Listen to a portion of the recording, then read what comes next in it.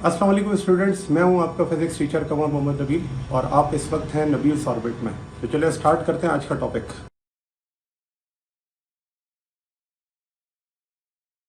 वो है polarisation of wave segment.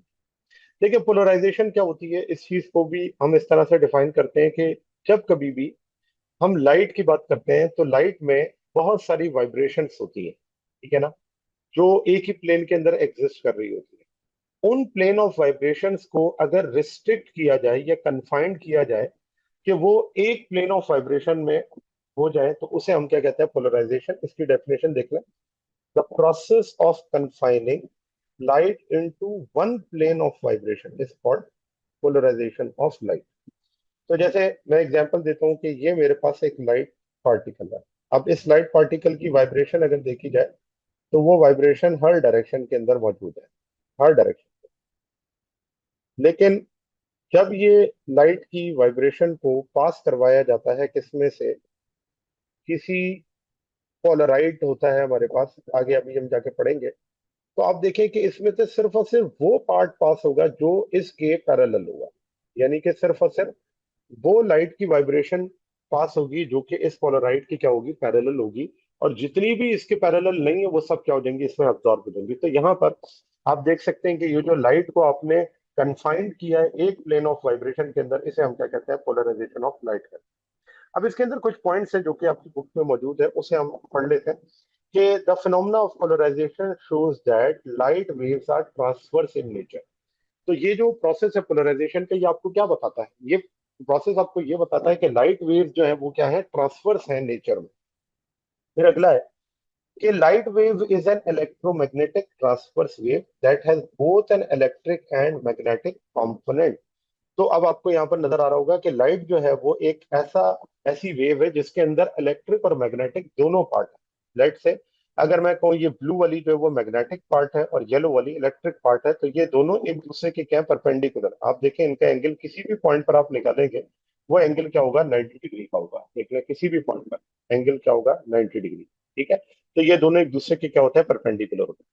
फिर इसी तरह अगला पॉइंट है, ordinary light emitted by the sun, a lamp, or by a candle flame are created by electric charges that vibrate in a variety of directions, thus creating a mixture of electromagnetic wave that vibrates in several planes perpendicular to its line of propagation। अब यहाँ पर आप देख सकते हैं कि ये होता है कि जो भी ऑर्डिनरी लाइट है जो कि सन से इमिट आउट होती है, लैम्प से होती है, या कैंडल जो फ्लेम है वहां से इमिट आउट होती है, वो क्रिएट कैसे होती है? तो वो क्रिएट होती है इलेक्ट्रिक चार्जेस से। और ये इलेक्ट्रिक चार्जेस वाइब्रेट करते हैं वैरायटी ऑफ डायरेक्शन के अंदर। और जब ये वाइब्रेट करते हैं डिफरेंट डायरेक्शंस के अंदर तो ये क्रिएट करते हैं इलेक्ट्रोमैग्नेटिक वेव्स के मिक्सचर।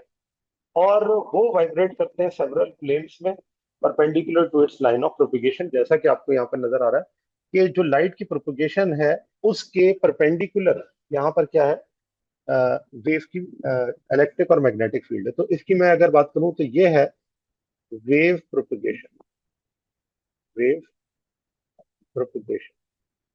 और आप देख लें कि इस वेव प्रोपगेशन के इलेक्ट्रिक और मैग्नेटिक फील्ड क्या है, परपेंडिकुलर। ठीक है, उसके बाद अगली जो बात है वो ये आ जाती है कि जो लाइट होती है, तो ये तो हो गया आपके पास वेव प्रोपगेशन। नेक्स्ट पॉइंट इसमें ये है कि a light wave that is vibrating in more than one plane is referred to as unpolarized light.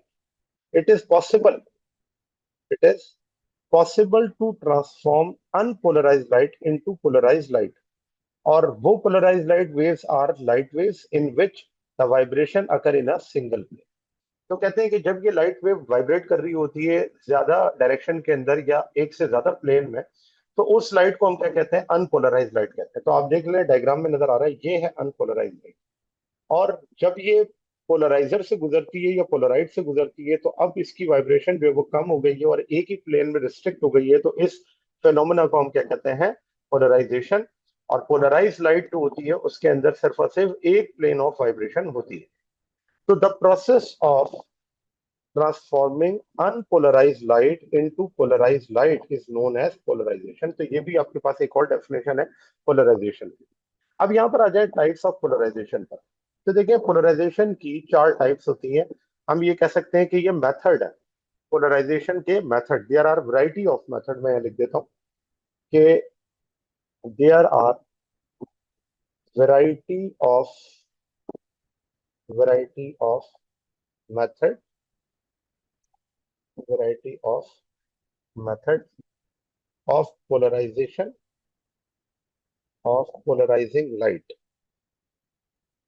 polarizing light। ठीक है, तो अब वो मेथड क्या क्या है? तो देखिए उसके अंदर चार मेथड होते हैं। एक मेथड है जिसे हम कहते हैं सिलेक्टिव एब्जॉर्प्शन। सिलेक्टिव एब्जॉर्प्शन, इस सिलेक्टिव एब्जॉर्प्शन का एक और भी नाम है पोलराइजेशन बाय पोलराइड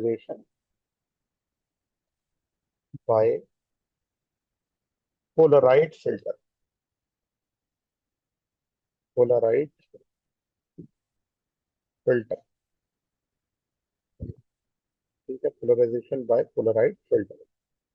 तो ये आपके पास हो गया। फिर इसी तरह दूसरा जो है वो है reflection from different surfaces. Reflection का भी जो फिनोमेना है उससे भी पोलराइजेशन हो जाती है। Reflection from different different surfaces, different surfaces. फिर इसी तरह थर्ड जो है वो है स्कैटरिंग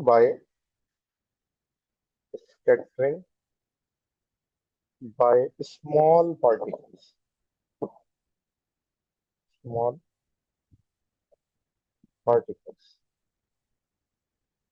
और उसके बाद है refraction through crystal. Refraction through crystal, ठीक है, रिफ्रैक्शन थ्रू क्रिस्टल। तो ये चार मेथड है जिनके जरिए पोलराइजेशन होती है।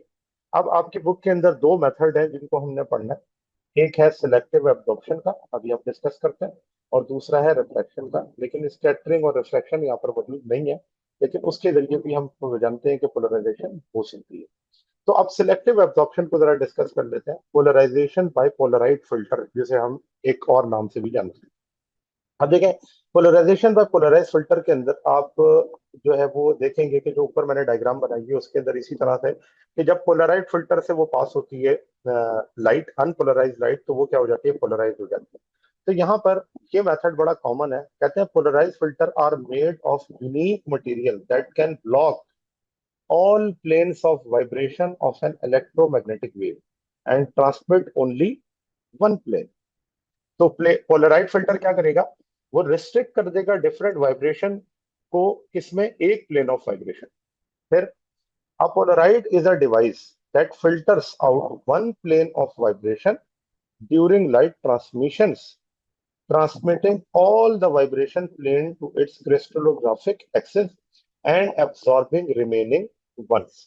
तो वो क्या करता है, वो ये करता है, पोलराइड जो होती है वो एब्सॉर्ब कर लेती है तमाम वाइब्रेशन को, सिर्फ और सिर्फ ट्रांसमिट करने देती है सिर्फ एक वाइब्रेशन को, जो कि उसके क्रिस्टलोग्राफिक एक्सिस के प्लेन पैरेलल होगा। ठीक है ना।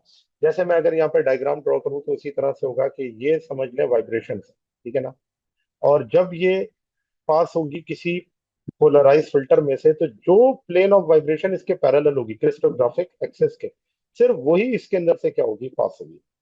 तो यहाँ पर आप देखें कि कैसे हमने अनपोलराइज लाइट को पोलराइज लाइट में कन्वर्ट किया पोलराइजर की मदद से। यही पॉइंट यहाँ पर भी डिफाइन हुआ है। फिर कहते हैं when the axis of polarization of transmitted light is same as the filter that is polarizing it, then it is perfectly plane polarize light. अगर एक्सिस ऑफ पोलराइजेशन जो लाइट को ट्रांसमिट कर रहा है वो सेम हो as the filter that is polarizing it, then it is perfectly plain polarized light। तो उसे हम कहते हैं perfectly plain polarized light कहलाता है।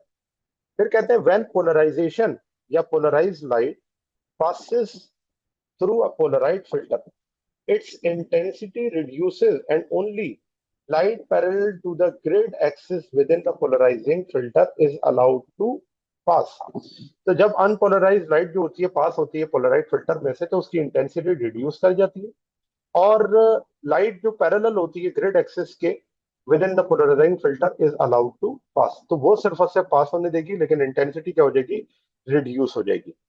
When perfectly plane polarized light is incident on an analyzer, the intensity I of the light transmitted by analyzer is directly proportional to the square of cosine of angle between the transmission axis of the analyzer and the polarizer. अब वो कहते हैं कि वो जो intensity है ना, वो एक्चुअली डिपेंड करती है किसके ऊपर, कोसाइन स्क्वायर एंगल के ऊपर, ठीक है ना, क्योंकि ये एनालाइजर और जो आपका पोलराइजर होता है उसके एंगल के ऊपर डिपेंड करती है। प्रोपोर्शनल का साइन हटाएं तो कांस्टेंट आ जाता है, जिसे हम क्या कहते हैं, आई नॉट। और अब इस चीज को अगर यहाँ पर डिफाइन करें कि थीटा यहाँ पर क्या है, तो theta is the angle between the transmission axis of the analyser and the polarizer. अब देखें यहाँ पर एनालाइजर और पोलराइजर के, ये आपके पास है पोलराइजर और ये है एनालाइजर। तो ये जो पोलराइजर और एनालाइजर के एक्सिस के दरमियान का एंगल है उसे हम क्या कहते हैं, थीटा से रिप्रेजेंट करते हैं या फाई से रिप्रेजेंट करते हैं। और ये एंगल जो होगा वो आपको बताएगा कि कितनी इंटेंसिटी में चेंज आएगा, ठीक है। तो यहाँ पर लिख लें, intensity of polarize wave, intensity of wave before passing through the polarizing filter, the equation is known as Malus law, और इसे हम क्या कहते हैं, मेलस लॉ कहते हैं। तो जो इंटेंसिटी है वो डायरेक्टली प्रोपोर्शनल होती है स्क्वायर ऑफ इलेक्ट्रिक फील्ड के, या फिर हम इसे कह सकते हैं कि आई डायरेक्टली प्रोपोर्शनल है आई नॉट कॉस स्क्वायर थीटा के। तो आप देखें कि अगर एंगल ये जीरो, तो इसका मतलब इंटेंसिटी मैक्सिमम होगी, क्योंकि cos 0 1 के बराबर होता है। लेकिन अगर ये जो एक्सिस है उनके दरमियान में एंगल 90 डिग्री बन जाए, इसका मतलब इंटेंसिटी क्या हो जाएगी, इंटेंसिटी मिनिमम हो जाएगी और वो बिल्कुल ब्लॉक हो जाएगा, क्योंकि जो आपके पास रेज है अगर वो पैरेलल ना हो तो पोलराइजर उसे पास होने नहीं देता, ठीक है ना। तो 90 डिग्री पर जाकर इंटेंसिटी जीरो, और जैसे जैसे एंगल कम करते जाएंगे या एंगल बढ़ाते जाएंगे जीरो से, तो जो इंटेंसिटी की वैल्यू है वो भी क्या होती रहेगी, चेंज होती रहेगी। तो ये आपके पास कहलाता है पोलराइजेशन बाय पोलराइजर। फिर आ जाता है पोलराइजेशन बाय रिफ्लेक्शन। अब देखिए रिफ्लेक्शन के जरिए भी पोलराइजेशन की जाती है, और इसमें क्या है कि unpolarize light can be polarized by reflection from non metallic surface within the amount of polarization varying based on the angle of incident and surface material। अब आप देखें कि ये है इंसिडेंट रे अनपोलराइज, ये आके रिफ्लेक्ट करती है, और रिफ्लेक्टेड रे है पोलराइज्ड। कुछ पार्ट इसके अंदर रिफ्रैक्ट भी करेगा, इसे हम कहते हैं कि यहाँ पर भी पोलराइजेशन होती है लेकिन स्लाइटली पोलराइजेशन, और ये इसके एंगल पर डिपेंड करती है कि किस एंगल से आपने इसे इंसिडेंट किया। फिर कहते हैं metallic surfaces reflect light with a variety of vibrational direction, such reflected light is unpolarized।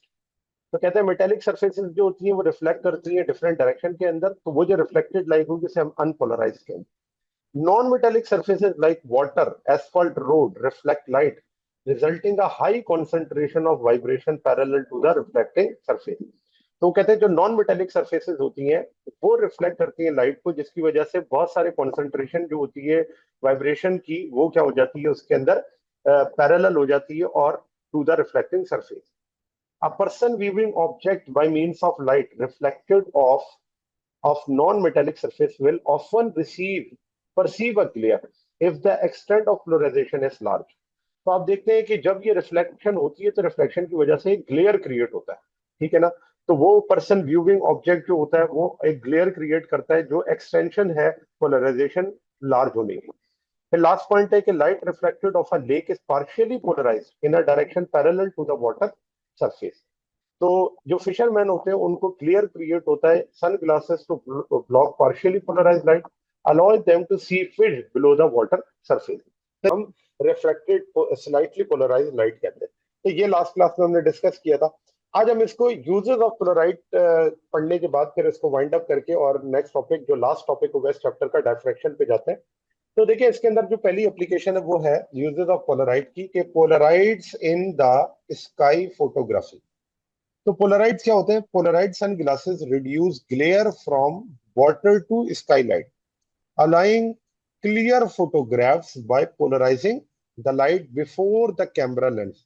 Thus, the background becomes sufficiently dark against which a clear photograph is obtained। यानी कि ये जो पोलराइड्स होते हैं ना, ये कैमरा के अंदर, कैमरा जो लेंस होता है उसमें भी यूज होते हैं। क्या करने के लिए, ये जो आपके पास स्काई फोटोग्राफी होती है या एस्ट्रोनॉमिकल ऑब्जेक्ट की जो फोटोग्राफी होती है इसको करने के लिए। इससे फायदा ये होता है कि जो बैकग्राउंड होता है वो डार्क हो जाता है और जिस ऑब्जेक्ट को आप देखना चाहते हैं उसकी इमेज जो होती है वो आपको क्लियर नजर आती है। तो ये पोलराइड्स जो है वो यहाँ पर भी यूज होते हैं, क्योंकि वो यही करता है कि आपके जो मल्टीपल वाइब्रेशन उसे रिड्यूस कर देता है, इससे ग्लेयर कम हो जाता है। ग्लेयर कम होने की वजह से फिर क्या होता है कि इमेज जो होती है वो शार्प आती है और उसमें डिटेल्ड इमेज आती है। फिर पोलराइड्स को हम स्ट्रेस एनालिसिस के तौर पर भी यूज करते हैं। देखिए, ये जो इंडस्ट्री होती है ना, इन इंडस्ट्रीज के अंदर मटेरियल की टेस्टिंग के लिए हम पोलराइड्स को यूज करते हैं। तो वो कहते हैं कि the plastic industry employs polarides for stress analysis tests on transparent plastic, where each color of visible light is polarized with its own direction. Placing a plastic between polarizing plates creates a colorful pattern with structural stress indicating by high concentration of color band.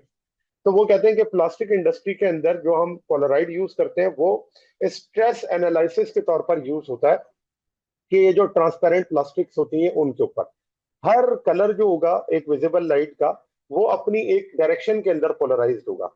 तो जब आप किसी plastic को place करते हैं polarising plates के दरमियान में तो वो एक कलरफुल पैटर्न क्रिएट करती हैं, और ये एक स्ट्रक्चरल जो है वो स्ट्रेस की इंडिकेशन होती है कि उसके अंदर कितनी कॉन्सेंट्रेशन है, वो कलर बैंड्स क्या करते हैं, रिप्रेजेंट करते हैं।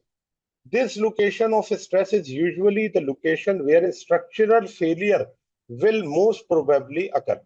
और ये आपके पास जो स्ट्रेस होता है ये इस स्ट्रक्चरल जो आपके पास एनालिसिस होती है उसके अंदर फेलियर को या फिर उसकी कंसंट्रेशन को रिप्रेजेंट करता है कि उस लोकेशन पे वो एक्चुअली कितनी अमाउंट में मौजूद है।